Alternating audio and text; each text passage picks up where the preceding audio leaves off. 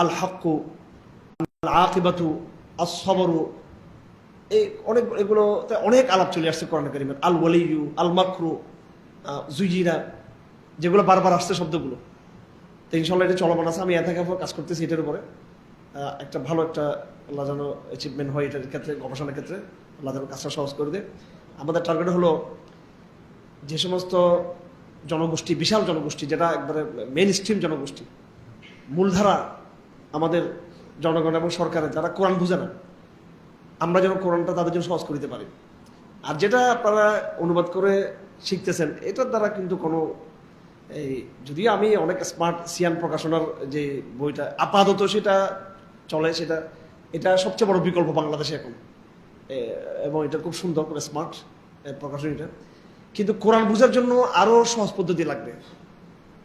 আমি নিজে ওই বইয়ে সিয়ান প্রকাশনীটা ক্যাম্পেইন করেছি। এখানে হাজার খানিক শব্দের কথা আছে, কিন্তু হাজার খানিক শব্দ লাগবে না। আমি এখন যে গবেষণা করতেছি এটাতে আমি 100-এর কম শব্দ নিয়ে আসবো। এখানে কোরআন কারীম থেকে 100 চেয়ে কম শব্দ নিয়ে আসবো। আমার প্রত্যেকটা শব্দ আমার বোঝার দরকার নেই কোরআন শরীফে। আমার এমন কিছু মৌলিক শব্দ বোঝার দরকার যেগুলোর দ্বারাই কোরআনের মূল বক্তব্যটা আমার সামনে স্পষ্ট হয়ে আসবে। সিরাতে মুস্তাকিম এটা কোথায় কোথায় আছে, এইভাবে আর কি। সিরাতে মুস্তাকিমের মূল শব্দ। এখন আপনি সিরাতে মুস্তাকিমের সাথে যদি আপনি এই ছোট ছোট ছোট শব্দ, যেমন এখানে বলা ইয়াজিদু, ইন্দা, আর আইতু, সব শব্দ যদি আপনি নিয়ে আসেন, তাহলে এগুলো তো মৌলিক শব্দ না, এগুলো আপনি এমনি বুঝবেন। যাই হোক, আজকে সবে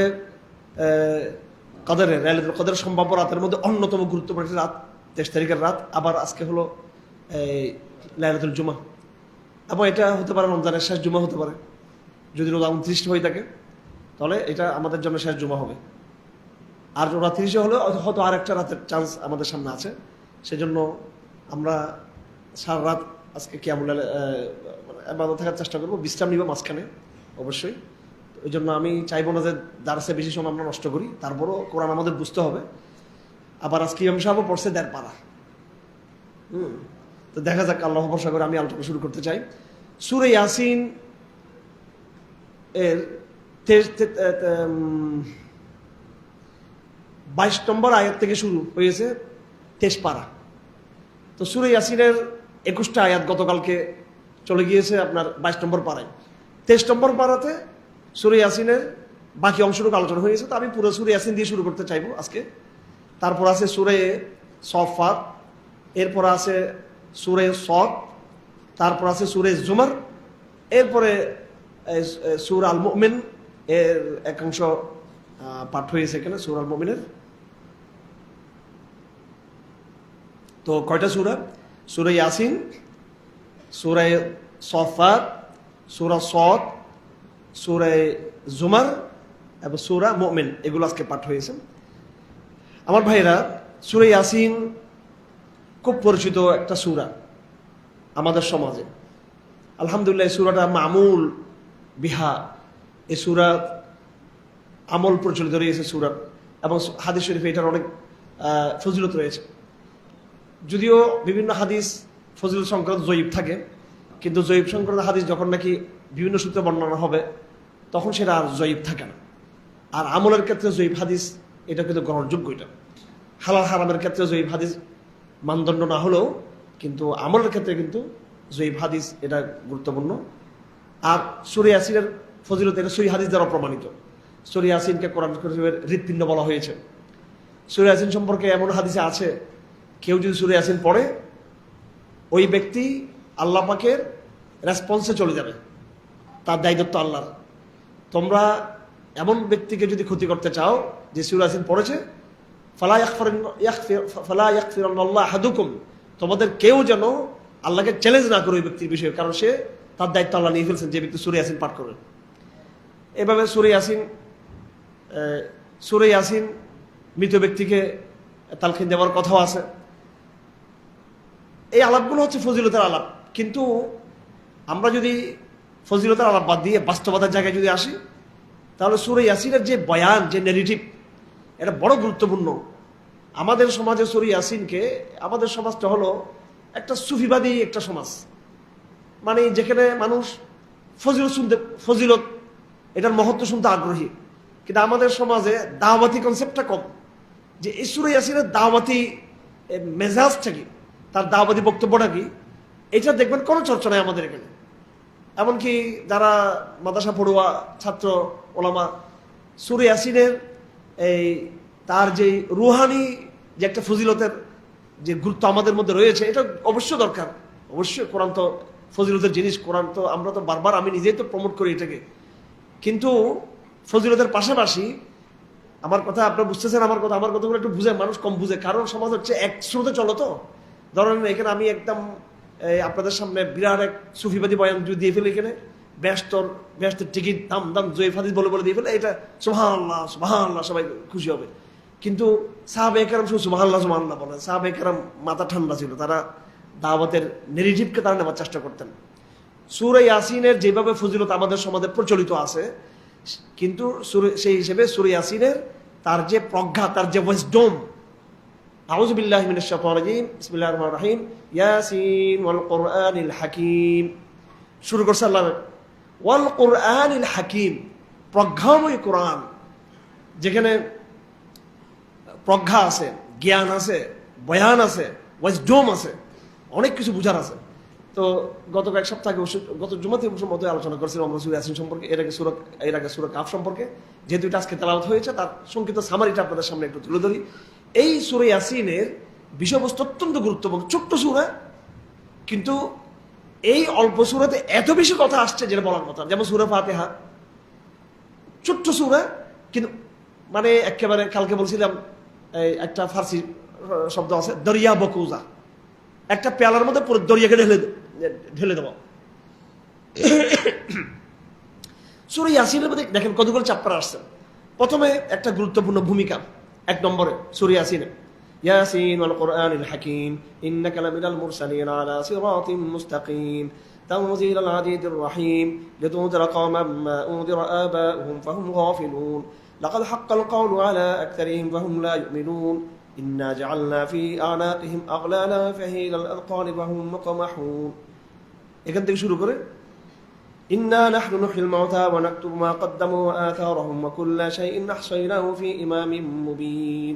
12তম আয়াত, 12টি আয়াত ভূমিকা সম্পর্কে, এবং এখানে খুব অনেক মানে খুবই স্পর্শকাতর কথাবার্তা আছে।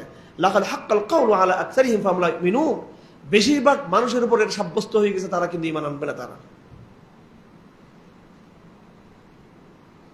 ম্যানকাইন্ড, মানব সিভিলাইজেশনের বেশিরভাগ কিন্তু তারা কিন্তু ঈমান আনবে না, তাদের ঠিকানা বেশি জাহান্নাম।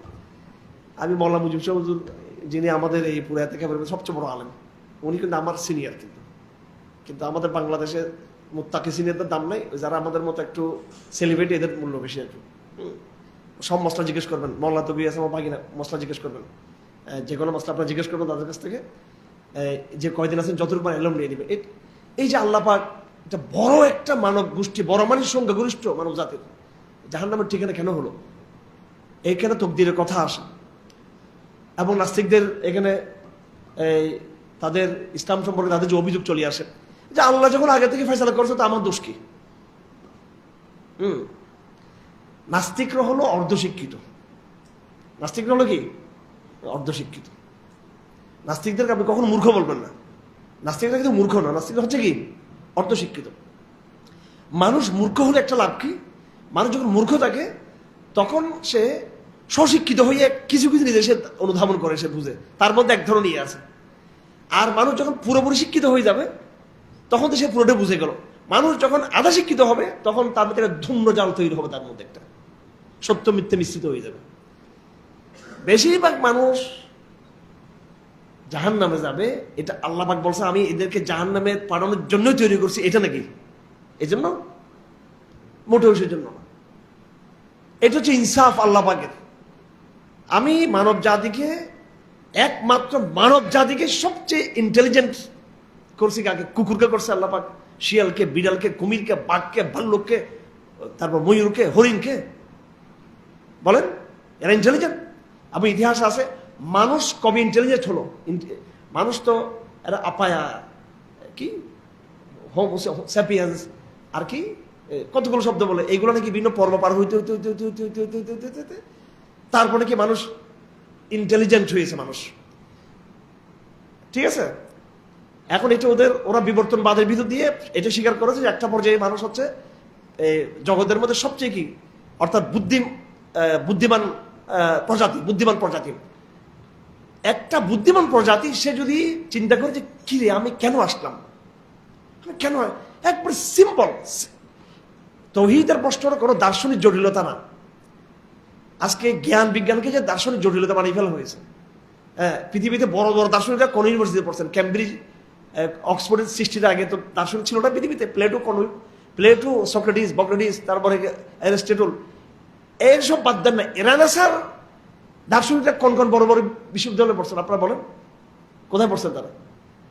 আমরা এগুলো কতগুলো ফ্যাশন, অহংকার, ইগো, বাটপারি, কতগুলো মানে অত্যাধুনিক বাটপারি। হ্যাঁ, মানে আমরা খুব শিক্ষিত, আমরা এই বই পুস্তক পড়ি। বেশিরভাগ লাইব্রেরির মধ্যে অধিকাংশ বই এগুলা আকডুম বাগডুম গোড়াডুম। আমি আলহামদুলিল্লাহ, এটা আমি একজন পাঠক, আমি গবেষক, বুদ্ধিজীবী, এটা আমি কখন দাবি, আমি পাঠক, কিন্তু আমি ভালো পাঠক, কিন্তু একজন আমি পড়ি, আমি পাঠক, আমি শ্রোতা, আমি পাঠক, এসেই বলতে চাই আমি। আপনি আসেন আমার সামনে সব ইউনিভার্সিটি টিচারদেরকে আমি একদম লাইভে আমি চ্যালেঞ্জ করতেছি, আমি একদম সব ইউনিভার্সিটি টিচারদেরকে আমি লাইভে আমি বলতেছি এটা। আপনারা নিয়ে আসেন, আপনাদের লাইব্রেরি নিয়ে আসেন, আপনি কোরআনকে নিয়ে আসেন, চ্যালেঞ্জ আমি দিচ্ছি আমি আপনাদেরকে। আর এটা প্রকাশ্যে ডিবেট হবে ইনশাআল্লাহ, প্রকাশ্য হবে একদম। হ্যাঁ, তো এগুলো শিক্ষার নাম দিয়ে মানে কতগুলো পেপার তৈরি হয়েছে, পেপার, আবার বেশিরভাগ কপি পেস্ট বেশিরভাগ। ইনশাল্লাহ আমার রূপ এমনি সবাই হুজুর একজন দায়ী মানুষ, কোরআন তাফসীর করে। আমি কখনো ইনশাল্লাহ দার্শনিক রূপ নিয়ে একটা হাজার বই পুস্তক সব লাইব্রেরি আসি, আমি এখানে আলাপ করবো। তারপর আপনাদের শ্রোতা কয়জন পাওয়া থাকবে দেখা যাবে শ্রোতা, কারণ যাদের মধ্যে সংশয় আছে আপনাদের এই সংশয়গুলো একদম মূলোৎপাটন করা উচিত। যাই হোক, আধুনিক দর্শন স্বীকার করেছে যে মানুষ ইন্টেলিজেন্ট, মানুষ বুদ্ধিমান প্রজাতি। তাহলে বুদ্ধিমান প্রজাতি হয়ে থাকলে এটা স্বাভাবিক, এটা প্রশ্ন একেবারে সিম্পল প্রশ্ন। কোরআন যেটাকে একবার সিম্পললি জেনে নিয়ে আসছে আমাদের সামনে, এটা কোনো জটিল বিষয় না। আল্লাহ আছে কিনা এটা কোনো জটিল বিষয় না, একদম স্বাভাবিক, খুব সিম্পল একটা বিষয়।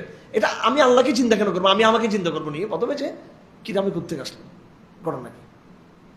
একটা কুকুরও আছে দুনিয়াতে, আমি আছি, বিড়ালও আছে, আমি আছি, শিয়ালও আছে, আমি আছি, পাখিও আছে, আমি আছি, কিন্তু আমি তো ইন্টেলিজেন্ট। আমারটা কেন, আমি কেন আসলাম? আমার কোনো একটা ব্যাপার স্যাপার আছে, কিন্তু আমার আশাটা অন্যদের আশা না। আর আমি কোত্থেকে আসলাম? তাহলে আমাকে এইভাবে এত নিপুণভাবে এত বিন্যস্ত সৃষ্টির, আমার চোখ দুটো যেখানে থাকার কথা, নাক যেটা যেখানে থাকার কথা, অথচ সব জাতির কিন্তু লেস আছে, কিন্তু ওইটা কিন্তু আমারটা কিন্তু নাই। কিন্তু আবার মানব জাতি যদি লেস থাকতো, একটা প্রজাতি তো সবগুলোতে লেস থাকার কথা, কিন্তু বিজ্ঞান অনুযায়ী মানুষের কি থাকার কথা? লেস থাকার কথা। তথাকথিত বিজ্ঞান অনুযায়ী, কি অনুযায়ী? তথাকথিত বিজ্ঞান। এই বেচারারা এটা নিয়ে বহুত গবেষণা করে, এইটা আর পারে না, এই লেস কোথায় গেলো মানুষের, ল্যাঞ্জা কোথায় গেলো? ল্যাঞ্জা তো থাকার কথা ছিল, এটা বুঝছেন, এটা কোথায় গেল? কারণ সব প্রজাতির মৌলিকত্বের মধ্যে এরা একটা মৌলিকত্বের জায়গায় একটা সমন্বয় করতে চায়, তো সমন্বয় তারা প্রমাণ করে এরকম সমন্বয় আছে।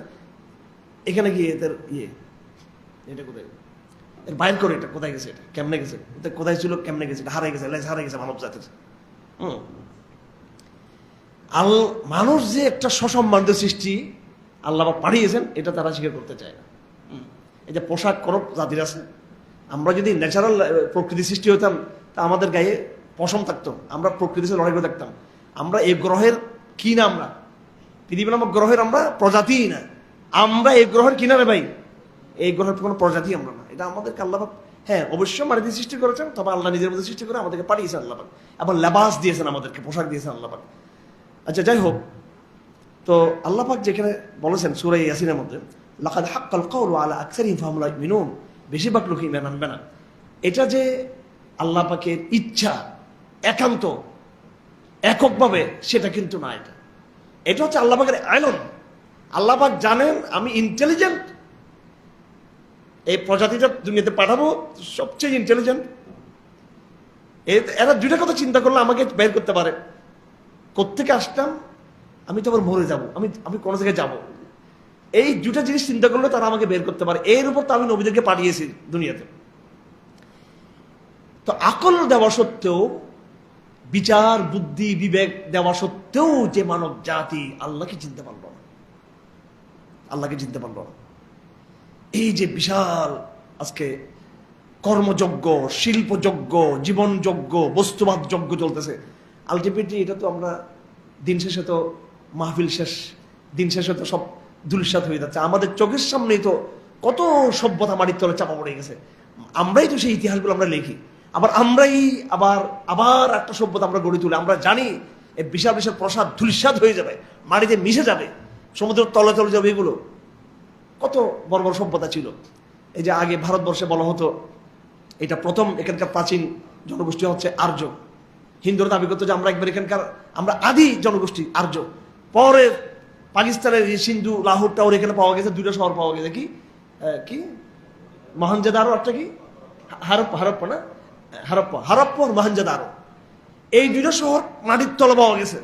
সেখানে একদম নিয়মিত একটা সভ্যতার প্রতিচ্ছবি সেখানে আছে, রোড আছে এবং ঘর প্রসাদ সব আছে। তখন বলে না এটা তো আরো বহু আগে, এটা আর্যদের চেয়ে আগে। তখন এই হিন্দুদের ওই এটা ভেঙে গেল। তখন বল না, হিন্দুরা এখানকার আদিবাসী না। আমাদের প্রত্নতত্ত্ব প্রমাণ করতেছে, আমাদের ডিসকভারি গুলো, আমাদের বিজ্ঞান প্রমাণ করে দিচ্ছে, প্রত্নতাত্ত্বিক গবেষণা বলতেছে যে বারবার সভ্যতাগুলো ধ্বংস হচ্ছে, চোখের সামনে হচ্ছে সবকিছু। আপনাদের বয়স যাদের 30-40 বছর, এই কয়েক বছর আমরা কত শক্তির পতন দেখলাম, আমরা কত রাষ্ট্রের ভূগোল মানচিত্র পরিবর্তন দেখলাম আমরা। তো এত পতনের পরেও যদি আমরা আল্লাহকে চিনতে পারতেছি না, তো এখন আপনি নাস্তিকরা বলতেছে এটা আল্লাহ সিদ্ধান্ত করে আছে, তকদির লেখে বলছে, তকদির লেখছে, তকদির আবার তাকদির আল্লাহ পাক লিখে রাখছেন। আল্লাহ পাক একটা যে এলম, একটা যে ইচ্ছা, হ্যাঁ, আল্লাহ পাক ওকে চাপিয়ে দেন না যে তোর আমি কাফেরে বানাবো, তোর নাস্তিক বানাবো। আল্লাহ পাক আপনাকে প্রবৃত্তি দিয়ে ফেলছেন দুটো মানব জাতিকে। মানব জাতি কিন্তু জটিল সৃষ্টি। আপনি ইমানের প্রবৃত্তিও আছে, কুফরের প্রবৃত্তিও আছে। এটা কিরকম? হ্যাঁ, আলাপটা আজকে অনিচ্ছাকৃত লম্বা হয়ে যাচ্ছে আলাপটা। এটা হচ্ছে প্রত্যেকটা আমরা চিন্তা করবেন, এই যে আমরা তারাবি পড়লাম, তারাবির মধ্যে আমাদের একটা ইমানি আগ্রহ ছিল কিনা? সবার মধ্যে ছিল কিনা? কার কাছে ছিল না? তারাবি পড়ার মধ্যে একটা ইমানি একটা মজা পাইছি কিনা? আমরা পাইছি কিনা? নাই, পাই নাই। সাথে সাথে তারাবি পড়তে একটা অনীহা লাগতেছে কিনা? সাথে সাথে উফ কষ্ট হচ্ছে, হাঁটু ব্যথা, কখন শেষ হবে। এটা স্বাভাবিক, স্বভাবজাত একটা কষ্ট লাগছে কি লাগেনি? আমাদের ফাংশনটা, আমাদের মনে, আমরা যতক্ষণ তারাবি দিয়েছিলাম, আমাদের মনস্তত্ত্বের মধ্যে দুটো কিন্তু সংঘাত চলতেছে। মানে আধ্যাত্মিক মজাও লাগতেছে, আল্লাহকেও পাচ্ছি এখানে, কোরআন শুনতেছি, রুহানি ডেভেলপ হচ্ছে, আধ্যাত্মিক উন্নয়ন, আধ্যাত্মিক ডেভেলপ এটা বুঝতেছি। সাথে সাথে কিন্তু আবার কি লাগতেছে? কাহিল লাগতেছে, একটু বিশ্রাম, একটু মনে চাচ্ছে এটা শেষ হোক। এটাও কিন্তু মনে চাচ্ছে কিনা? আমি বুঝতে পারতেছি নাকি? কথা বুঝতেছেন না আমার? হ্যাঁ, আমার তাফসীরগুলো একটু ভিন্ন টাইপের, আমি ভিতরঢুকে আমি যেগুলো বের করতে চাই। আমি এইভাবে ধরেন, আল্লাহ মাফ করুক, কেউ তো এখানে বেবিচারী, চুরি, সমকামিতা, তারপর আপনার এই যে দুর্নীতিবাজ, কারাপ্টেড, খুনি, এরকম তো এখানে নেই। কিন্তু দেখবেন, আমি ধরলাম, আল্লাহ মাফ করুক, আপনি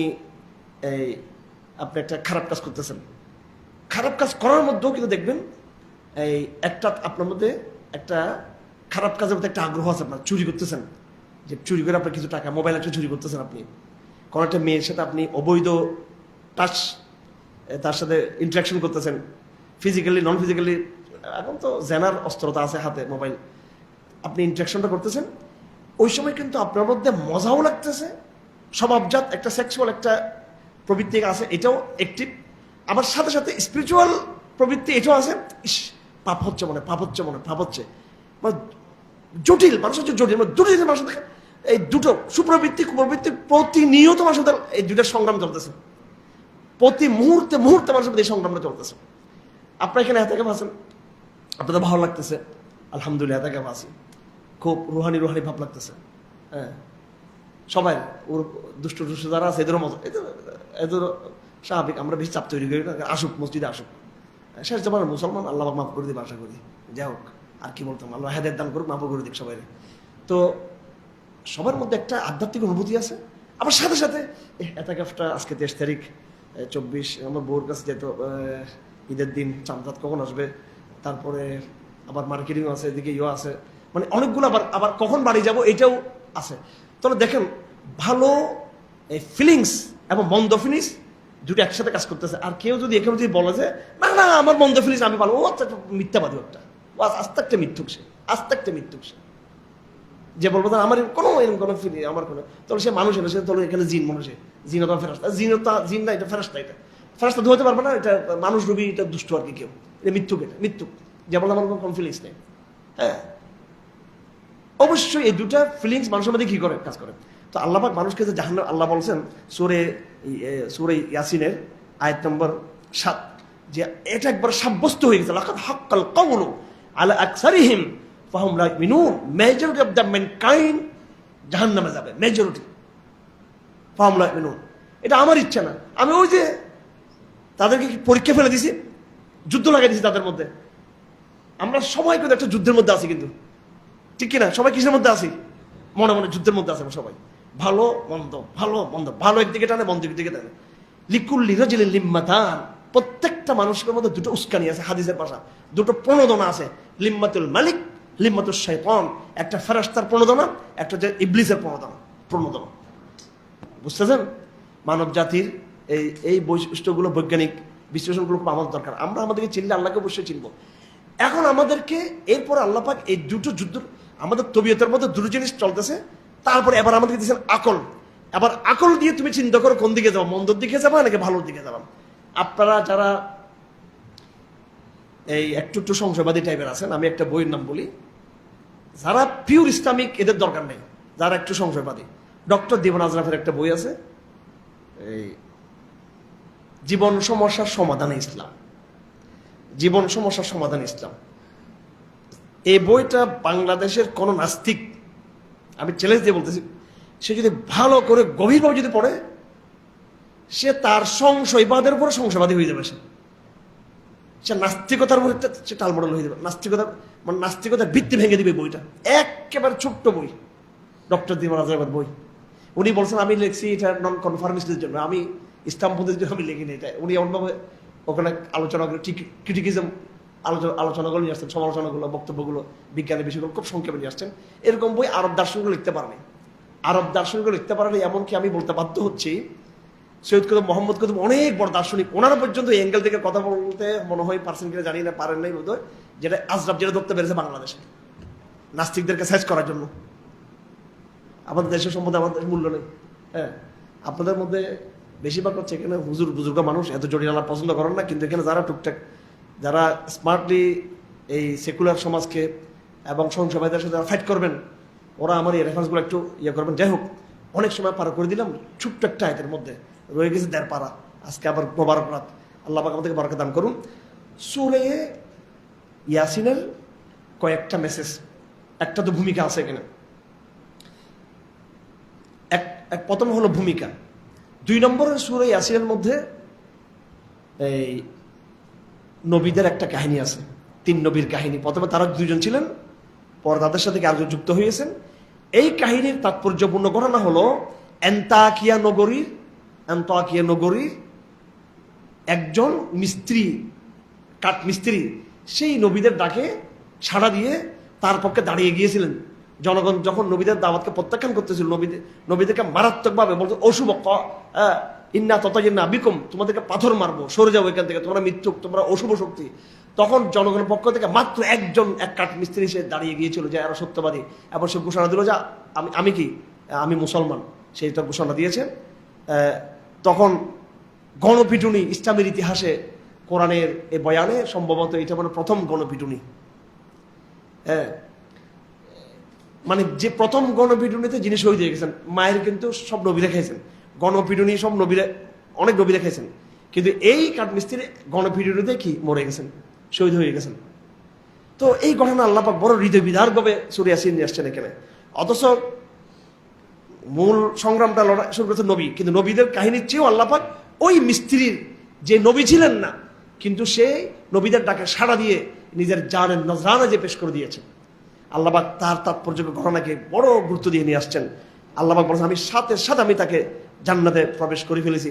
সে জান্নাতে গিয়ে তাকে বলতেছে, ইস, আমার সম্প্রদায় যদি জানতো, তারা আমাকে যে মেরে ফেললো। ইসলামের জন্য যখন কোনো ব্যক্তিকে মেরে ফেলা হবে, ক্রস ফায়ারে দেওয়া হবে, ফাঁসি দিয়ে ফেলা হবে, তাকে যখন হত্যা করা হবে, আল্লাহ পাক তখন তার পক্ষে প্রতিশোধের দায়িত্ব নিয়ে ফেলেন।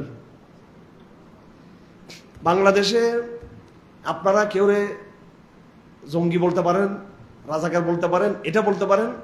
বিগত আমি সব আমলের কথা বলছি, আমি একেবারে এটা বিএনপির আমল হোক, বিগত তত্ত্বাবধায়ক সরকার আমল হোক, শেখ হাসিনার আমল হোক এবং এই সরকার আমল হোক, অন্তত বিগত 20-22 বছরের ঘটনা প্রবাহে বাংলাদেশে এমন কিছু লোককে বিভিন্ন অ্যাঙ্গেল থেকে ইসলামপন্থীদেরকে করা হয়েছে, সেটা শুধু আওয়ামী লীগ আমলে না, আগের আমলও হয়েছে জিনিসগুলো, যেখানে তাদের কর্মপদ্ধতিগত ভুল থাকতে পারে, কিন্তু তাদের সাথে যে আচরণগুলো হয়েছে, নিষ্ঠুরতার আচরণ, এর কিন্তু শাস্তি কিন্তু আল্লাহর পক্ষ থেকে আপনারা দেখে নিয়েছেন। প্রত্যেকটা এই রেজিম প্রতিটা আমলে কিন্তু একটা এটা হয়েছে।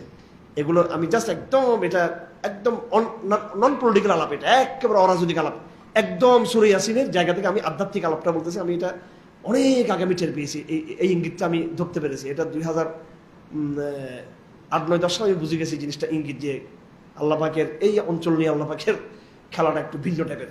এখানে কিছু ভুল সিদ্ধান্ত হয়ে গেছে এবং মিডিয়ার কারণে এমন একটা প্রচারণা হয়ে গেছে, আলমোলামারা পর্যন্ত এই সত্যবাদীদের, আমি বলছি না যে কর্মপদ্ধতি ঠিক আছে, কর্মপদ্ধতিতে ভুল রং, কিন্তু ইমানের কিছু জায়গার উপরে আঘাতগুলো আসছে এবং সেখানে কিন্তু আল্লাহ পাক এটা শাস্তিও বিধান করছেন। যে কেউ যখন ইমানের ডাক দিবে, সে যদি কোনো কর্ম ভুলও থাকে, কিন্তু যখন তার ইখলাস থেকে যখন ডাক দিবে, তাকে যখন আপনি চূড়ান্ত যখন পানিশমেন্ট দিবেন, এটাকে বলে ক্যাপিটাল পানিশমেন্ট, মানে একবার মেরে ফেলে থাকে, যখন তাকে ক্যাপিটাল পানিশমেন্ট দিবেন, তখন কিন্তু আল্লাহ পাক তার পক্ষে কিন্তু গজবের ফয়সালা করে দিবেন, তার পক্ষে হইয়ে ও জাতির বিরুদ্ধে। তো আল্লাহ পাক বলছেন, আমি কোনো বাহিনী পাঠাই নাই, ওই কাঠমিস্ত্রির পক্ষে প্রতিশোধ নেওয়ার জন্য আসমান থেকে লক্ষ লক্ষ ফেরেশতার কোনো বাহিনী আমি পাঠাই নাই। আমি এক চিৎকার পাঠিয়েছি, এক আওয়াজে আমি পুরো এলাকাকে আমি ধূলিসাৎ করে দিয়েছি। ফাইজাম খামিদুন, এর একবার নিষ্প্রভ হয়ে গেছে, সবাই একেবারে শেষ, কাটতে গেছে, পুরো জাতিকে ধ্বংস করে দিয়েছে। আমি একজন মোমেনের হত্যার প্রতিশোধ হিসেবে। এই আলাপটা হলো দাওয়াতি আলাপ সূরা ইয়াসিনের, খুবই সেন্সিটিভ, অত্যন্ত মর্মস্পর্শী একটা দাওয়াতি মেসেজ। তারপরে সূরা ইয়াসিনের যেটা বৈশিষ্ট্য, মূল যে কোর আলাপ, সেটা হলো বিজ্ঞান।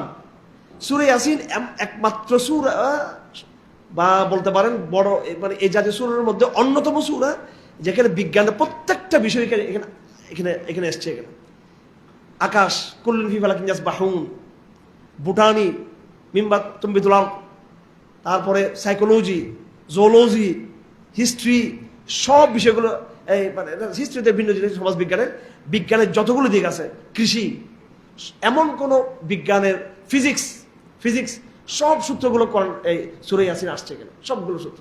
এটা এমন একটা সূরা, এখানে এই জমির কথা আসছে, কৃষির কথা আসছে এখানে, তারপরে অ্যাস্ট্রোনমির কথা আসছে এখানে, রাত দিনের কথা আসছে, সূর্যের বিবর্তন পরিবর্তন, সূর্যের যে গতিপথ কক্ষপথ, চাঁদের গতিপথ কক্ষপথ, চাঁদের অবস্থান সমূহ, এই বর্ণনাগুলো এখানে আসছে। সমুদ্রের কথা আসছে এখানে, এবং ফিজিক্সের যে সূত্র, যে ফিজিক্স হলো কি অণু, পরমাণু, কি বলে এটাকে, জট, বস্তুর বস্তু যে সব বস্তুবাদী যে ইথিক্স, বস্তুবাদী যে দর্শন, এটার মূলে কি, বস্তুর মূলে কি জড় নাকি মন? কার্ল মার্কস ব্যাখ্যা দিয়েছে যে না, এটা জড়, পৃথিবী আগে থেকে জড় ছিল এরকম। আর ইউরোপিয়ান সাহিত্যিকরা বলছে না, এটা মন। তো যাই জড়, আবার জড়ের মধ্যে অণু, পরমাণু, এটা ব্যাখ্যা ইলেকট্রন, প্রোটন, নিউট্রন, পজিট্রন হতে হতে এটা ভাগ হতে হতে, একটা অণু পরমাণু ভাগ হতে হতে হতে হতে একবার এমন পর্যায়ে গেছে, পরে এটার কোনো সূত্র পাচ্ছে না কেউ এখানে। পরে বলছে পাওয়ার থেকে আসছে এটা। আল্লাহ এটাই বলছেন কুন ফায়াকুন। তো এখানে সূরা ইয়াসিনে চমৎকার ভাবে এই কথাটা আসছে। এটা একটা আলাপ, 2 নম্বর এটা একটা আলাপ। তাহলে কয়টা হলো? ভূমিকা, তারপরে দাওয়াতি সংগ্রাম এবং কাঠমিস্ত্রি শহীদ হওয়ার ঘটনা, তারপরে বৈজ্ঞানিক আলাপ, এরপরে মানে কতটা ডাইভার্সিটি সূরা ইয়াসিনের মধ্যে, এত চমৎকার ডাইভার্সিটি, এত চমৎকার কি বলে এটাকে, মানে রূপান্তর, এত বৈচিত্র্য, এত বৈচিত্র্য। এই বিজ্ঞান আলাপ আল্লাহ পাক করলেন।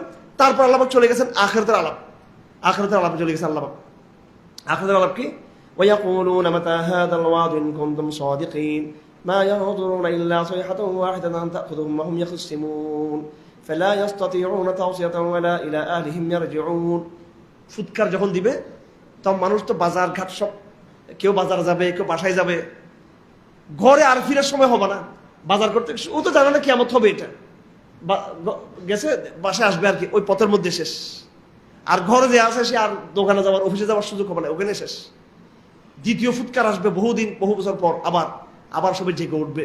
আল্লাহ পাক বলবেন ওয়ান্তাজুল ইয়াওমা আইয়ুহাল মুজরিমুন, এই অপরাধীরা আর যারা ভালো সবাই আলাদা হয়ে যাও, জাহান্নামকে আমাদের সামনে নিয়ে আসা হবে। সেদিন আমাদের হাত পা মুখ, আমাদের জিহ্বা সবকিছু আমাদের বিরুদ্ধে সেদিন সাক্ষ্য দান করবে আমাদের। এইভাবে সূরা ইয়াসিন কয়েকটা বিষয়কে নিয়ে আসছেন এবং মানুষের সৃষ্টির কথা নিয়ে আসছেন, যে মানুষকে আমি সামান্য বীর্য থেকে তৈরি করেছি, সে আবার ডিবেট করে, ফাইদা খসিম মুবিন, সে আবার তর্ক করে আবার আমার সাথে, সে আবার নাস্তিক বলে, আবার সে আবার কি, সে অ্যাগনস্টিক, সে আবার সংশয়বাদী, সে আবার দার্শনিক, সে বুদ্ধিজীবী। ঠিক আছে, ফাইদা খসিম মুবিন, যাদেরকে আমরা দার্শনিক বলি, আল্লাহ বলে খসিম মুবিন, সে হচ্ছে একটা ঝগড়াবাজ। খসিম মানে হচ্ছে যে ঝগড়াবাজ একটা, এই দার্শনিকটা কি ঝগড়াবাজ। আচ্ছা, তারপরে সূরা সফফাত, ওয়াস-সাফফাতি সাফফা ফাজ-জাজিরাতি জাজরা ফাত-তালিয়াতি যিকরা। আল্লাহ পাক সুবহানাহু ওয়া তাআলা বিভিন্ন সময়ে ফেরেশতাদের এই গুণাবলীগুলো বর্ণনা করে থাকেন। আরবি গ্রামার এটা বলা হয়ে থাকে সিগাতু সিফাতিন গালাবাত আলাইহি ইসমিয়াতু, হ্যাঁ, আল আদিয়াতু তাবহা ফাল মুরিয়াতি কদহা ফাল মুগীরাতি সুবহা আন নাজিআতি গারকা ওয়ান নাশিতাতি নাশতা। এগুলো হলো সিফত, গুণবাচক, কিন্তু এগুলোকে দিয়ে সত্তা বোঝানো হয়ে থাকে। ফেরেশতাদের গুণাবলী, ঘোড়ার গুণাবলী, বিভিন্ন এর গুণাবলীগুলো। আল্লাহ পাক সুবহানাহু ওয়া তাআলা এদের কসম খেয়ে এই আলোচনাগুলো শুরু করেছেন। সূরা সফফাত অনেকগুলো কথা এখানে আছে। কিয়ামতের দিন আল্লাহ পাক এই আমাদের এই বড় বড় রাষ্ট্রীয় আয়োজনে দেখবেন ট্রাম্পের বউ, ঠিক আছে, আচ্ছা মোদির বউরে দেখা যায় না কোনো সাথে, ঘটনা কি? হ্যাঁ,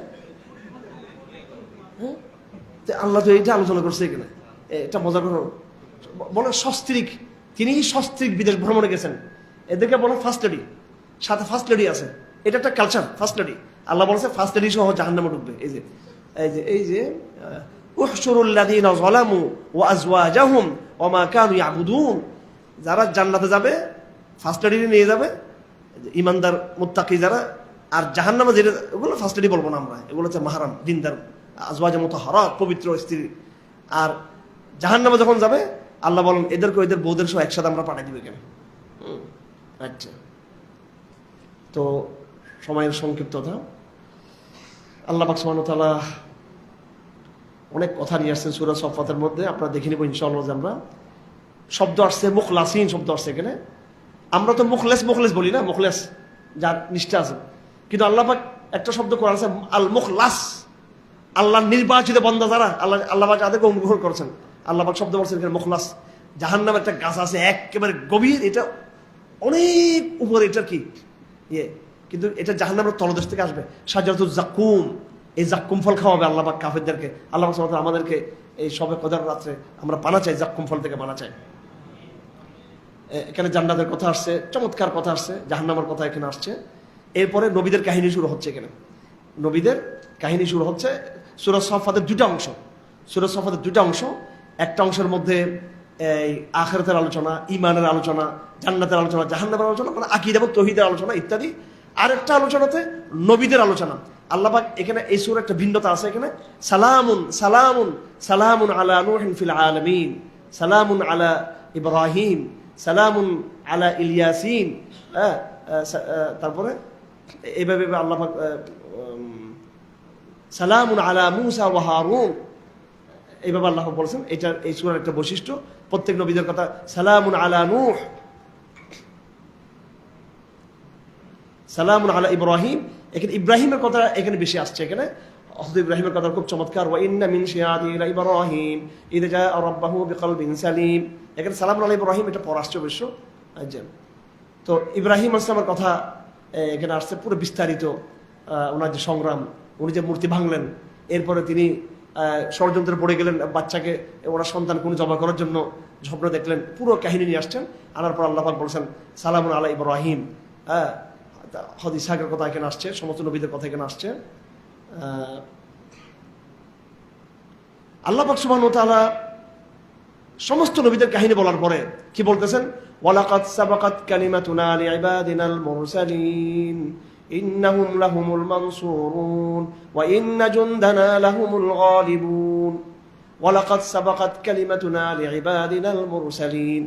আমরা কোরআনের মেসেজটা বুঝি না। আমরা মনে করি আমার হুজুররা, ইসলামপন্থীরা, প্র্যাকটিসিংরা এবং বিপ্লববাদী রাজনৈতিক ইসলাম যারা, আমরা সম্প্রদায়িক ইসলাম নিয়ে আমরা মনে করি যে কোরআন এগুলো হচ্ছে হাজার হাজার বছর আগে নবীদের কাহিনী।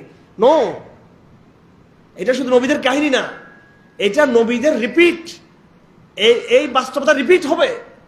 নবীদের সংগ্রাম আবার রিপিট হবে এখানে তোমাদের মধ্য দিয়ে। নবীদের স্যাক্রিফাইস রিপিট হবে এবং নবীদের ভিক্টোরি, বিজয় সেটাও রিপিট করবে ইনশাআল্লাহ। এই মেসেজটা ধরতে পারি না আমরা। আমরা মনে হচ্ছে এরকম হয়েছিল নূর সাথে, এটা আমার সাথে হবে, এটা মুসার সাথে হয়েছিল। ভাই হাসিনা কি ছিল বলেন? আর এটাকে আপনি ফেসিজম কেন বলেন? আপনার ফেসিস্ট কেন বলেন? ফেসিস্ট কে? ফেসিস্ট না, ফেসিজম তো এখনো তো আছে। হাসিনার চরিত্র ছিল ফেরাউনিজম। সে একটা ধর্ম তৈরি করেছিল।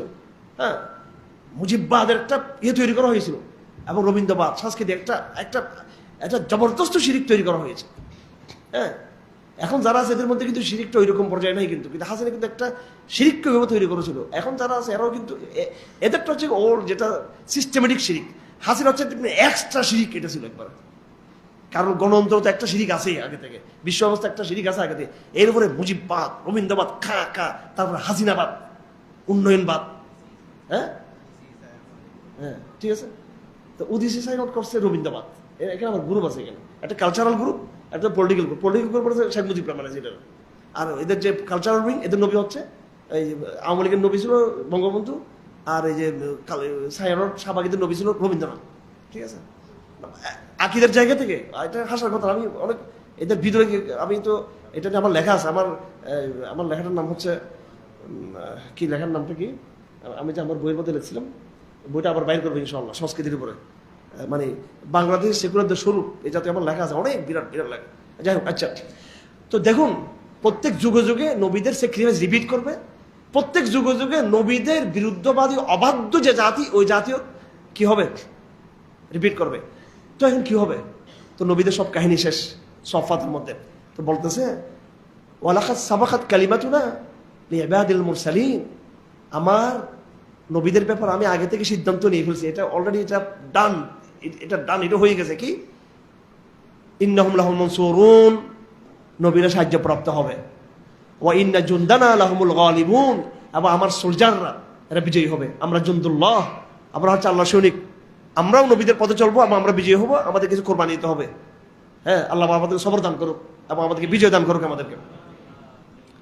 এই সূরা শেষ হয়ে গেছে ওয়া সালামুন আলাল মুরসালিন ওয়ালহামদুলিল্লাহি রাব্বিল আলামিন। কোরআন শরীফ বুঝতে হবে। কোরআন শরীফের ভাষার মধ্যে কতগুলোই আছে, খালি তর্জমা দেখলে কিচ্ছু বুঝবেন না ভাই। এই যে হিস্ট্রি অফ অ্যারাবস, কি নাম ওরিয়েন্টালিস্ট, হিট্টি লেখছে, কোনোদিনও কোরআন অনুবাদ দিয়ে বোঝা সম্ভব না। অনুবাদ দিয়ে পড়লে কোরআনকে কোরআন আরবি দিয়ে করতে হবে। তো যাই হোক, এই সূরার বৈশিষ্ট্য ছিল সালামুন সালামুন সালামুন সালামুন, নবীদের উপরে। তারপর শেষ করছে সালামুন আলাল মুরসালিন, সব নবীদের উপর সালাম বর্ষিত হোক, আলহামদুলিল্লাহি রাব্বিল আলামিন। তারপর সূরা সদ, এটা এই শব্দগুলো হচ্ছে কোরআনের হুরুফে মুকাত্তাআত, যেটার অর্থ একমাত্র আল্লাহ পাক ভালো জানেন। এই সূরা সদের মধ্যে আল্লাহ পাক সুবহানাহু ওয়া তাআলা বিভিন্ন জাতির কথা নিয়ে আসছেন, নবীদের কথা নিয়ে আসছেন। তারপর দাউদ আলাইহিস সালামের কথা আসছেন। দাউদকে আল্লাহ পাক বলেছেন, ইয়া দাউদ ইন্না জাআলনাকা খলিফাতান ফিল আরদ ফাহকুম বাইনান নাস বিল হক ওয়া লা তাত্তাবিল হাওয়া ফায়ুদিল্লাকা আন সাবিলিল্লাহ। সূরা সদ আয়াত নম্বর 26। দাউদ আলাইহিস সালামকে আল্লাহ পাক বলেছেন, হে দাউদ, আমি তোমাকে পৃথিবীতে আমি আমার প্রতিনিধি পাঠিয়েছি, অথবা তুমি মানুষের মাঝে হক ফয়সালা করবা, সত্যি ফয়সালা করবা, ইনসাফের ফয়সালা করবা এবং তৌহিদের ভিত্তিতে ফয়সালা করবা। ওয়া লা তাত্তাবিল হাওয়া, মন যা চায়, গণতন্ত্র মানে যে মন চাওয়া, এটা তুমি মানবে না। আজকে বাংলাদেশের সংসদে প্রথম অধিবেশন বসছে, আমরা আজকে আমাদের রাষ্ট্রকে নসিহা দিচ্ছি, এই রাষ্ট্রের প্রেসিডেন্টকে এবং নির্বাচিত স্পিকারদেরকে এবং দেশের প্রধানমন্ত্রীকে, বিদলীয় নেতৃবৃন্দকে আমরা কোরআনে কারীমের আজকের যে তেলাওয়াত পাঠ করা হয়েছে নামাজের মধ্যে, সলাতের মধ্যে, তারাবিতে, সূরা সদের 26 নম্বর আয়াত, 26 নম্বর আয়াতের মাধ্যমে আমরা এই নতুন সরকারকে সবাইকে আমরা নসিহত দিচ্ছি। আল্লাহ পাক বলেছেন, হে দাউদকে বলেছেন, তুমি আমার প্রতিনিধি, রাষ্ট্র ক্ষমতায় যারাই যাবে নানা অ্যাঙ্গেল থেকে, কেউ প্রেসিডেন্ট হয়ে, কেউ প্রধানমন্ত্রী হয়ে, কেউ বিরোধী দল হয়ে, কেউ মন্ত্রী পরিষদের সদস্য হয়ে, কেউ মেম্বার অফ দ্য পার্লামেন্ট হয়ে, কেউ স্পিকার, ডেপুটি স্পিকার হয়ে নানানজন নানানভাবে ক্ষমতায় যাবে। আল্লাহ পাক বলছেন, তোমরা আমার প্রতিনিধি, ফাহকুম বাইনান নাস বিল হক, অথবা তোমাদেরকে ফয়সালা করতে হবে, হকের ফয়সালা করতে হবে, তৌহিদের ভিত্তিতে ফয়সালা করতে হবে, এবং মন মতো চলা যাবে না। মন মতো, তথাকথিত যে মানবাধিকার বলে মন মতো ইউরোপের শিখিয়ে দেওয়া, এ মতো চলা যাবে না। আমার আল্লাহ বালাগ, আমার দায়িত্ব আমাদের পৌঁছাই দিলাম। আমাদের দায়িত্ব যেহেতু আজকে হয়েছে, আজকে আসছে, আল্লাহ পাক সুবহানাহু ওয়া তাআলা প্রত্যেকের কপালে হেদায়েতের ফয়সালা করে দিন। আচ্ছা, সুলাইমান ইসলামের কিছু কথা আসছে এখানে। সুলাইমান ইসলামের কথা বিভিন্ন সূরাতে আগেও গিয়েছিল। এখানে একটা ঘটনা এখানে আসছে, হযরত দাউদ এবং সুলাইমান ইসলামের ঘটনা। আচ্ছা,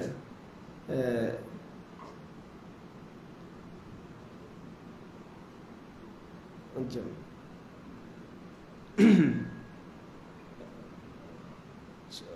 সুলাইমান ইসলামের একটা ঘটনা নিয়ে ইহুদি কিছু বর্ণনা, কোরআন শরীফের বুঝার ক্ষেত্রে খুব সাবধান, কিন্তু উল্টাপাল্টা তফসির দেখবেন না।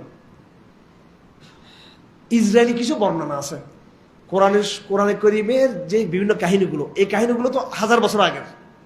তো ওই কাহিনীগুলো তাওরাতের মধ্যে আছে, ইনজিলের মধ্যে আছে, জবুরের মধ্যে আছে। হ্যাঁ, তো আবার এগুলোকে তারা বিকৃত করে করে মন মতো তারা কি করছে, আবার কাহিনী কিন্তু একটাই, ঘটনা কিন্তু একটাই, তো প্রাচীন ঘটনা, এগুলো আগের ঘটনা। এগুলোকে আবার ইহুদিরা ওদের মতো বানিয়েছে। এখন মুসলমান লেখকরা, মুফাসসিরের মধ্যে অনেকেই ওই ইহুদি বর্ণনাগুলোকে কি করে নিয়ে আসে। এই ক্ষেত্রে সাবধানতা অবলম্বন করতে হবে।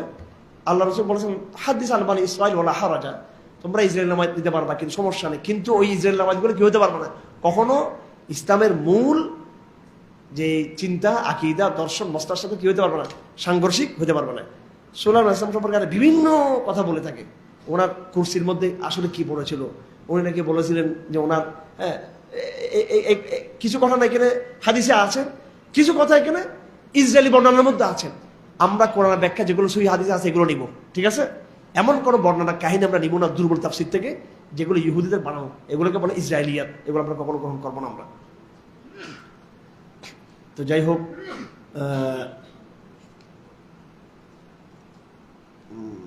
এখানে আয়াতে সিজদা আছে, আয়াতে সিজদা এখানে আছে। সূরা জুমার আমাদের সামনে আছে, এখানে সূরা জুমার। সূরা জুমার শুরু হয়েছে কোরআনের কথা দিয়ে এবং শিরিক মুক্ত বিশ্বাস দিয়ে, মুখলিসান লাহুদ্দিন, মুখলিসান লাহুদ্দিন। ইখলাস মানে খালাস করা। ইখলাস মানে কি? খালাস করা। কুল হুয়াল্লাহু আহাদ আল্লাহুস সামাদ লাম ইয়ালিদ ওয়া লাম ইউলাদ ওয়া লাম ইয়াকুল লাহু কুফুয়ান আহাদ। এই সূরার নাম কি? এই সূরার নাম কি? এখানে কোথাও ইখলাস শব্দ আছে এখানে? তো এটা ইখলাস মানে, হ্যাঁ, কুল হুয়াল্লাহু আহাদ আল্লাহুস সামাদ লাম ইয়ালিদ ওয়া লাম ইউলাদ ওয়া লাম ইয়াকুল লাহু কুফুয়ান আহাদ। ইখলাস আছে এখানে? সূরা ফিল, আলাম তারা কাইফা ফাআলা রাব্বুকা বিআসহাবিল ফিল। সূরা ফিল। লিইলাফি কুরাইশিন ইলাফিহিম রিহলাতাশ শিতাই ওয়াস সাইফ। সূরা লিইলাফি কুরাইশিন, সূরা কুরাইশ। তারপর কি? সূরা মাউন পড়ুন না। আরাইতাল্লাযী ইউকাযযিবু বিদ্দীন, শেষে ফাযালিকাল্লাযী ইউদুল ইয়াতীম ওয়া লা ইয়াহুদ্দু আলা তুআমিল মিসকিন ফাওয়াইলুল লিল মুসাল্লিন আল্লাযীনা হুম আন সালাতিহিম সাহুন الذين هم يراءون ويمنعون الماعون। সূরা কি? মাউন। তারপর কি? কাউসার। ইন্না আতাইনাকাল কাউসার।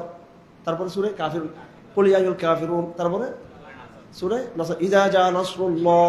তারপর কি? সূরা তাব্বাত ইয়াদা আবি লাহাব।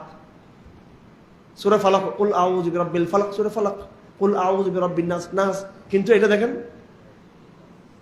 কুল হুয়াল্লাহু আহাদ আল্লাহুস সামাদ লাম ইয়ালিদ ওয়া লাম ইউলাদ ওয়া লাম ইয়াকুল লাহু কুফুয়ান আহাদ। এখানে কোনো সিফত আলোচনা করেন আল্লাহ পাক, এমন ভাবে তাওহীদের আলোচনা করছে এখানে। কোথায়? সূরা ফাতিহার মধ্যে তাওহীদ আছে এবং কি আছে? সিফত আছে। আয়াতুল কুরসির মধ্যে বেশি সিফত আছে। আর এই একমাত্র সূরা যেটাতে এমন ভাবে তৌহিদের আলাপ করছে, এখানে কোন সিফাত সিফাতে কি করে এখানে আনা নেই, এক বছর তৌহিদ সিফাত। এটার নাম দিছে কি? এখলাস। এখলাস মানে আমরা যেটা এখলাস মানে গরিব, এখলাস বলে তোমার কাজের মধ্যে একটা এখলাসের সাথে কাজ করিও, মানে এখলাস মানে শুধু আল্লাহর জন্য কাজ করা। আসলে এখলাস মানে হলো একবারে অন্তরে গায়রুল্লাহকে খালাস করে দেওয়া, গায়রুল্লাহকে কি করা? মুক্ত করে দেওয়া, গায়রুল্লাহকে কি করে দেওয়া?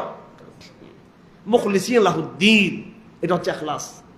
এই জন্য আমি আপনাদেরকে আগেও বলেছি, কোরআনের ওয়ার্ড, কোরআনের টার্ম এগুলো হাদিসের মধ্যেও আছে, ফিকহের মধ্যে আছে, কিন্তু কোরআনেরটা হচ্ছে কি আকীদার অর্থে এগুলো, কিন্তু শব্দগুলো কোরআনে যেটা এখলাস এটা আকীদার এখলাস, হাদিসের যেটা এখলাস এটা হচ্ছে কি আমলের মধ্যে এখলাস। কোরআনের যেটা এলম এটা আকীদার এলম, হাদিসে বা ফিকহের মধ্যে এটা হচ্ছে এমনি শাখাগত এলম। ফাসেক, কোরআনের ফাসেক মানে এটা কাফের, বুঝছেন? আর এমনি হাদিসের ভাষা ফাসেক মানে যে নামাজ কালামে ডিস্টার্ব করে, আমাদের মধ্যে আপনাদের মধ্যে যারা আয়তাকে বসে মোবাইল টিভি করে, ফাসেক। কিন্তু কোরআনের ফাসেক মানে কাফের। কোরআনের ওয়ার্ডটা হচ্ছে কি বলেন না, কোরআন ওয়ার্ডটা কি? আকীদা। আমার কথা বুঝেন না মনে হয়? কোরআন ওয়ার্ডটা হচ্ছে কি আকীদা। আমাদের দেশে ওয়াজগুলো এক ধাঁচের চলে সবগুলো, তো কোরআনটা কিন্তু আরেক ধাঁচের, এটা আবার বুঝছেন না, আরেক ধাঁচের কোরআন এটা। কোরআন তো আমরা, আল্লাহ মাফ করুক, আমি প্রথম 1 নম্বরে আমাদের মাদ্রাসা সিলেবাস ঠিক করতে হবে।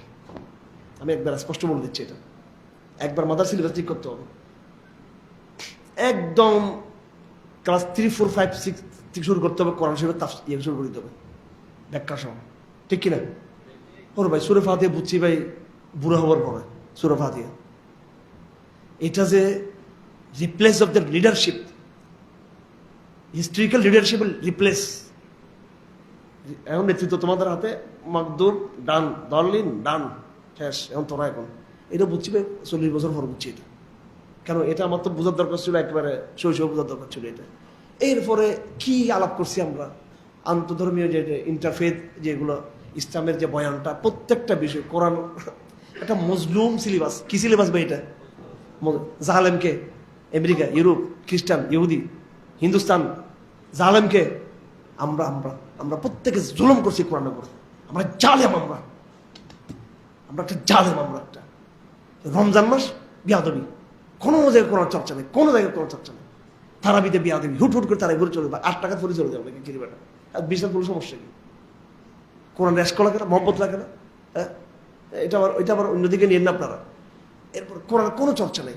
আমাদের দেশে এই যে 8 মার্চে এই যে নারী দিবস পালন করছে, এগুলো আমি বলে দিচ্ছি এখানে রাষ্ট্র আমার যেগুলো ইসলাম বিরোধী কোনো কর্মকাণ্ড দেখলে আমরা ইয়ে করতে পারি। আমি আইন হাতে নিতে বলবো না, কিন্তু এটাকে সামাজিক প্রতিরোধ করতে হবে, এটাকে জনগণকে নিয়ে যেমন একটা প্রতিবাদ, শান্তিপূর্ণ সামাজিক প্রতিরোধ করতে হবে এটাকে। এটা করে কেমন মানুষ, এটা অশ্লীলতা এগুলো সাহস পায় কেমনে? এইটা যে মুসলিম বিশ্বের যে রমজান মাস, এটা কোনো দৃশ্যমান কোনো কিনা। আপনি মার্কেটে যান, বাজারে যান, অফিসে যান, বাসায় যান, আমাদের জীবন দেখলো, আমরা মসজিদে আসি বিদে কিছুটা দেখা যাচ্ছে, এর বাইরে তো আড্ডাবাজি, কোরআনের কোনো ইয়ে নেই, কোরআন চর্চা নেই, অনুবাদ আমরা পড়ি না কোরআনের, ঠিক আছে? সব দিকে সিলেবাসের মধ্যে কোরআন শরীফ নেই। এই কোরআনকে 1 নম্বরে কই মাদ্রাসা, এটাকে আবার বিন্যাস করতে হবে, বিন্যাস করতে হবে এটাকে। এরপরে স্কুল কলেজ বিশ্ববিদ্যালয় এটাকে বাধ্যতামূলক করতে হবে। এই শব্দগুলো দেখতে আমাদের কত কষ্ট হয়ে যাচ্ছে বুঝতে, আমাদের শব্দগুলো, কোরআনের টার্মগুলো। যাই হোক, তো আল্লাহ পাক সুবহানাহু ওয়া তাআলা এই সূরা জুমারের মধ্যে ইখলাস শব্দ নিয়েছেন। কি নিয়ে আসছেন এখানে? ইখলাস। ইখলাস মানে কি? তাওহীদ। এত মানে শিরিক মুক্ত তাওহীদ। ইখলাস মানে হচ্ছে মুক্ত করা, খালাস করা। হ্যাঁ, খালাস মানে একবার বল না, একদম খালাস মধু, এটা একদম পিওর মধু। তার মানে এখানে কি নাই? ভেজাল নাই, ভেজাল মুক্ত। আচ্ছা, তো আল্লাহ এখানে শুরু করছে এটা দিয়ে। আচ্ছা, এই এখানে মাজারপন্থী যারা, কি পন্থী? মাজারপন্থী আর পাশ্চাত্যের গণতন্ত্রপন্থী, অর্থাৎ গরিব মুশরিক আর এলিট মুশরিকদের কথা আসছে এখানে। কোথায় গরিব মুশরিক হচ্ছে কারা? যারা মাজার টাজার গিয়ে কি করে, এটা হচ্ছে গ্রাম্য মুশরিক। কি মুশরিক এগুলো? গ্রাম্য মুশরিক। আর শহুরে মুশরিক হচ্ছে কোনগুলো? যেগুলো majority of the must be granted, ঠিক আছে, সাবজেক্ট অফ পিপল বলে কিনা, এটা শহুরে ইলেকট্রিসিটি। তো এই শিরিক ইমানের সাথে চলবে কিনা। এখানে আল্লাহ পাক একটা বড় সূত্র নিয়ে আসছে, এখানে সূক্ষ্ম একটা কথা বলছেন যে দেখো, যারা কাফের, আবু জেহেল, আবুল আহাব, উতবা, সাইবা, কাফাররাও কি বলে জানো? কাফাররা তো আমাকে অস্বীকার করে না। তারা বলে মা না'বুদুহুম ইল্লা লিয়ুকাররিবুনা ইলাল্লাহি যুলফা। আমরা তো আল্লাহকে বিশ্বাস করি, বাকি এই মূর্তিগুলোকে আমরা বিশ্বাস করতেছি, এরা আমার কাছে আল্লাহর কাছে আল্লাহর নৈকট্য লাভের একটা মাধ্যম হচ্ছে এরা। সেম এই কথা মাজার মন্দিরে বলে কিনা? বলে কিনা? এটা বলে। এই শিরকের মধ্যে তাবিল করলে সেটা চলবে না, এটা বড় ভয়ঙ্কর ব্যাপার। এর আগের আয়াতের মধ্যে সূরা সদের মধ্যে একটা আয়াত, কুল মা আসআলুকুম আলাইহি মিন আজর ওয়া মা আনা মিনাল মুতাকাল্লিফিন ওয়া মা আনা মিনাল মুতাকাল্লিফিন। আমি ভণ্ড না, আমি কি না? কে বলছে? I am not hypocrite. কে বলছে? রাসূলুল্লাহ সাল্লাল্লাহু আলাইহি ওয়াসাল্লাম। এইটা হচ্ছে বুঝার বিষয়, এটা বুঝার বিষয়। আমাদের নবীজি ভান ধরার জন্য, ভাব দেখার জন্য, ব্যক্তিত্ব ফুটানোর জন্য কি করেন নাই? এই কথাগুলো বলেন নাই। আমাকে নবী বিষয়ে মানো। হ্যাঁ, ওই আমাদের নবীজির জীবনী দেখেন, ওরিয়েন্টালিস্টরা কি দুষ্ট, দেখেন ওরিয়েন্টালিস্টরা কি দুষ্ট। এদের বই পড়লে আপনি বিভ্রান্ত হয়ে যাবেন। ইতিহাসের সফল এক মহানায়ক, খুশি হয়ে গেছে সবাই আমাদের নবী। তার দেখেন কি বলতেন, তিনি পৃথিবীতে এমন এক প্রচলন করে দিয়েছেন, সেই মহানায়ক আজ পৃথিবীর সারা গোলক ইয়েতে গড়ের সাথে তার নামটিও সাথে সাথে উচ্চারিত হতে চলছে, প্রতিটি আজানের মধ্যে ধ্বনি হচ্ছে। মানে বুঝছেন এটা? অর্থাৎ মুহাম্মদ রাসূলুল্লাহ আল্লাহর নামের সাথে তার নামটা যুক্ত করে দিয়ে উনি প্রমোট হয়েছেন, নিজেকে প্রমোট করছেন। মানে কিভাবে বলছেন দেখেন, এটা কেউ টের পাবেন আপনারা?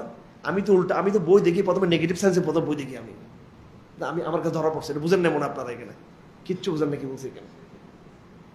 অর্থাৎ এরা দেখাচ্ছে মুহাম্মদ রাসূলুল্লাহ সাল্লাল্লাহু আলাইহি ওয়াসাল্লাম উনি বুদ্ধি, জ্ঞান, স্যাক্রিফাইস, কোরবানি, যুদ্ধ, প্রজ্ঞা দিয়ে উনি নিজেকে কি ইতিহাসের একটা জায়গায় তিনি কি প্রতিষ্ঠা করেছেন? তিনি নাউজুবিল্লাহ, উনি কি নিজে প্রতিষ্ঠা করছেন? উনি নিজের জগৎ করছেন? উনি যদি শুধু লা ইলাহা ইল্লাল্লাহ বলতো সমস্যা আছে, মুহাম্মদ রাসূলুল্লাহ বললেন, কারণ লা ইলাহা ইল্লাল্লাহ বলতো মানুষ একটা ফ্রেমে কি থাকবে না, আবদ্ধ থাকবে না। হ্যাঁ, লা ইলাহা ইল্লাল্লাহ এবার হচ্ছে মুহাম্মাদুর রাসূলুল্লাহ বলে কি করে ফেলছে সবাইকে। এটা ঘেরাও দিয়ে যে এখানে থাকতে হবে, আনুগত্য থাকতে হবে, সিস্টেমে থাকতে হবে। শুধু লা ইলাহা ইল্লাল্লাহ বলতে যার যার মতো নামাজ পড়ে নেবেন আপনি, ঠিক কিনা? শুধু লা ইলাহা মুহাম্মাদুর রাসূলুল্লাহ নাই এখানে।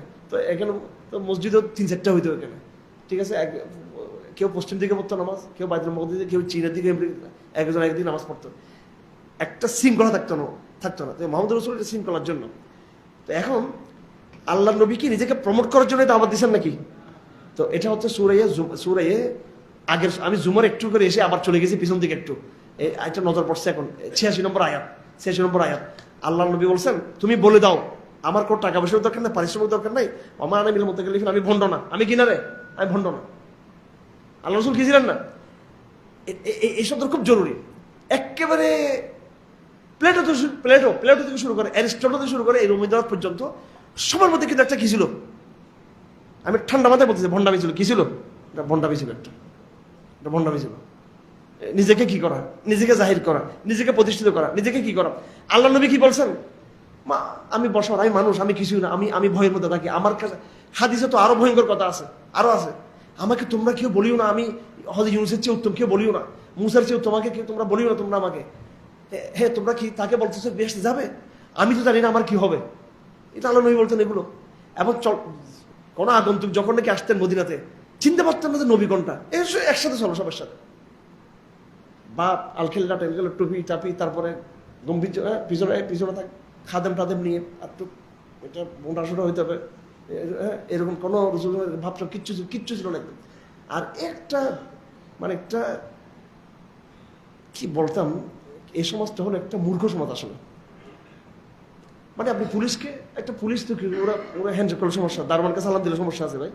বলেন, আমার স্টাফকে আমি যদি একসাথে যদি কি করি, আচ্ছা আমি একটা কথা বললে লাইভ আমার বন্ধুরা শুনবে, আবার ভয় লাগে এগুলো। এক বিরাট অফিসার, বুঝছেন, এর ইফতারির সময় অনেক হাই প্রফেশনাল অফিসার, উনি বলতেছে যে ড্রাইভার সামনে তুমি খাও, ও ভয়ে, স্যারের ভয়ে জিন দিয়ে সে স্যারের সাথে বসার কালচার নেই তো এখানে। বসের সাথে বসে ইফতার করার কালচার নাই। বসকে, বসের বউর পর্যন্ত এরা কি থাকে, ভয় করে, বাঘের মতো ভয় করে বসের বউকে, ঠিক আছে। আর আরেক অফিসারের, ও আমার ক্লাসমেট ছিল, তো বলছে দুলাভাইয়ের জ্যাঙ্কেটও আমাদের ইয়েরও ধুই দেয়, ঠিক আছে, মানে সৈনিকরা ধুই দেয় আর কি, যাই হোক। শুধু ধুই দেয় বলো, ওইটাও ইস্ত্রি করে দিতে হয় সৈনিকদের কাজগুলো এগুলো করা। একটা কি সামাজিক শ্রেণী বৈষম্য, শ্রেণী কি বৈষম্য, দারোয়ানরা বসে খাইতে পারে না, স্টাফরা বসে, কারণ রমজান মাসে ইফতারের সময় সবাই আমরা সমানে কেন, ঠিক আছে। আল্লাহ রাসূল বলছেন ওমা আনা মিনাল মুতাকাল্লিফিন, ওমা আনা মিনাল মুতাকাল্লিফিন, আমি সাধারণ মানুষ। নিঃসন্দেহে রসুল সাধারণ না, আমরা, উনি কি সাধারণ ছিল নাকি? উনি অসাধারণ ছিলেন, কিন্তু উনি নিজেকে কি বলছেন? সাধারণ বলছেন। এই আয়াতটা বড় গুরুত্বপূর্ণ। ওমা আনা মিনাল মুতাকাল্লিফিন, তোমরা কেন আমার দাওয়াত গ্রহণ করবে? আমি তো ভণ্ডামি করিনি, তো আমি তো কোনো মিথ্যা কথা বলিনি। আমি নিজেকে নিজের জাত জাহির করার জন্য বা কিছু ভিতরে কিছু বাইরে, হ্যাঁ ভাই, হযরত ওমর যে ইন্টেলিজেন্স, হযরত ওমর কি যে মেধাবী, সব সাহাবী এরা, ওনারা কি এমনি এমনি ইমান, ওরা সব দেখছেন। হযরত ওমর 6 বছর পরে ইসলাম গ্রহণ করছে, পরীক্ষা নিরীক্ষা সব করার পর। আল্লাহ রসুলের জীবনী সব কিছু, আমি গতকালকে বলছি, রসুল ইসলাম যে বহু বিবাহ, সূরা আহজাবের ঘটনা নাই, এই ঘটনা আমরা আমাদের এত জবাব দিতে হয় কেন? যে এই সমাজ নিজেই বেবিচারী সমাজ, এই বিশ্ব ব্যবস্থা নিজে একটা বেবিচারী জেনাকার সমাজ, তাদের কাছে বলতে হবে আমাদের নবীর চরিত্র অনেক পবিত্র, এটা বলতে হবে না এদেরকে। হ্যাঁ, আমাদের নবীর চরিত্র এটা জেনাকারকে বলতে হবে, হ্যাঁ, চোরকে বলতে হবে যে উনি খুব ভালো মানুষ। একটা একটা অনৈতিক সমাজের কাছে আমরা কৈফিয়ত দিচ্ছি, যে সমাজ নিজে একটা অনৈতিকতার মধ্যে ডুবে আছে সে। আর আমাদের মহানবী একেবারে ওই ওমা আনা মিনাল মুতাকাল্লিফিন, একবার ভণ্ডামি মুক্ত, একদম স্পষ্টবাদের সর্বোচ্চ শিখরে, সরলতা এবং স্পষ্টবাদীদের সর্বোচ্চ জায়গায়, এবং সত্যতা এবং সরলতা, ঠিক আছে। এই বক্তব্যের আন্ডারে একটা হাদিস আছে, হযরত আব্দুল্লাহ ইবনে মাসউদের হাদিস। উনি বলেন ইলম হলো কিছু জাহির না, মিনাল ইলমি ইয়াকুল লা আলামু লিমা লা ইয়ালামু, ইলম হলো আমি জানি না এই কথা বলা, যে কথা জানবে না। এটা বুখারীর হাদিস আছে। এটা আলেমদের ক্ষেত্রে বলা হচ্ছে যে এই বেশি জানা, আমি খুব জানি এই ভাবনা না ধরা। আমাদের নবী সাল্লাল্লাহু আলাইহি ওয়াসাল্লামের মধ্যে কোনো রকমের কি সামান্য ছিল না। পৃথিবীর প্রত্যেক লেখক, সাহিত্যিক, বুদ্ধিজীবী, রাজনীতিক, তাদের জীবনের দৃশ্যমান যেটা, সেটা একটা, ভিতরে তাদের লাইফ কিন্তু কি আরেকটা, ভিতরে তাদের লাইফ কিন্তু কি আরেকটা। আল্লাহ পাক আমাদের আপনাদের সবার জীবনটা কি করে দিক, ভিতরে বাইরের জীবন আমাদের জন্য এক হয় আমাদের। তারপরে এলমের কথা আসছে, আমরা একটা আয়াত বলি, কুল হাল ইয়াস্তাবিল্লাযীনা ইয়ালামুনা ওয়াল্লাযীনা লা ইয়ালামুন, যারা এলম জানে বা যারা এলম জানে না, এক নয় এরা। হ্যাঁ, এই কথা আল্লাহ পাক বলেছেন কাদের ক্ষেত্রে? যারা ঈমানদার, তাদের ক্ষেত্রে আল্লাহ পাক বলেছেন ইবাদত যারা করে। এইটা বলে শেষ করে দিচ্ছি। আম্মান হুয়া কানিতুন আনা আল-লাইলি সাজিদান ওয়া কাইমান ইয়াহদারুল আখিরাহ ওয়া ইয়ারজু রাহমাত রাব্বিহ কুল হাল ইয়াস্তাবিল্লাযীনা ইয়ালামুনা ওয়াল্লাযীনা লা ইয়ালামুন ইন্নামা ইয়াযাক্কারু উলুল আলবাব। আম্মান হুয়া কানিতুন আনা আল-লাইলি সাজিদান, ওই ব্যক্তি যে রাত ব্যাপী যে দাঁড়িয়ে দাঁড়িয়ে ইবাদত করে এবং সে সিজদায় থাকে, ওয়া কাইমান, দাঁড়িয়ে ইবাদত করে, সিজদায় ইবাদত করে, সালাত কায়েম করে, ইয়াহদারুল আখিরাহ, কিয়ামুল লাইল করে, এবং সে আল্লাহকে ভয় করে, ওয়া ইয়ারজু রাহমাত রাব্বিহ, সে আল্লাহর রহমতকে আশা করে। কুল হাল ইয়াস্তাবিল্লাযীনা ইয়ালামুন ওয়াল্লাযীনা লা ইয়ালামুন, এই কিয়ামুল লাইলকারী ব্যক্তিরা, তাদের ইলম আছে, তারা জানে আল্লাহকে, জেনে আখিরাতকে জেনে, আল্লাহর অস্তিত্বকে জেনেই তারা এই কিয়ামুল লাইল তারা করতেছে, তারা সালাতের মধ্যে রাতের বেলা সময় দিচ্ছে। এই সমস্ত লোকগুলো, আর যারা মূর্খ, আল্লাহকে চিনে নাই, এরকম কোনো আমল যারা করে না, তারা কখনো এক সমান হবে না।